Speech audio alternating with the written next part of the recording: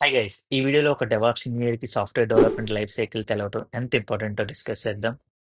ఒక సాఫ్ట్వేర్ని డెలివర్ చేసే ప్రాసెస్లో DevOps engineers end to end involve అయి ఉంటారు, starting from planning to monitoring.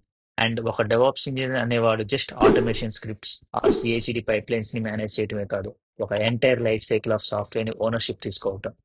ఈ ఫేసెస్ అర్థం చేసుకోవడం వల్ల మనకి ఎగ్జాక్ట్ గా తెలుస్తుంది ఎక్కడ డెవాప్స్ టూల్స్ ని ఇంటిగ్రేట్ చేయొచ్చు అని. And then we can identify ఎక్కడైనా ఆటోమేషన్ చేయాల్సి ఉంటే వాటిని ఐడెంటిఫై చేసి అండ్ ప్రాబ్లమ్స్ ని ఎర్లీగా డిటెక్ట్ చేయొచ్చు. అండ్ ఇంకా ఈ SDLC లో మల్టిపుల్ టీమ్స్ ఇన్వాల్వ్ అవుతారు, like dev and QA engineers. And వాళ్ళు మాట్లాడే లాంగ్వేజ్ ని మనం అర్థం చేసుకుని సజెషన్స్ ఇవ్వాల్సి వస్తుంది.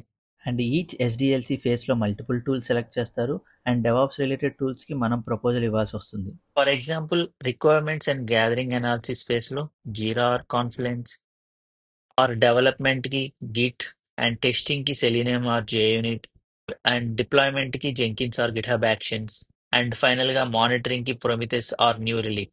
సో ఓవరాల్ గా ఒక డెవాప్స్ ఇంజనీర్ కి SDLC నాలెడ్జ్ పక్కా ఉండాలి, so that they can effectively optimise and manage the end to end software development process. Hope ఈ వీడియో మీకు క్లియర్గా అర్థమైంది అనుకుంటున్నాను. See you next video. టచ్లో ఉండు.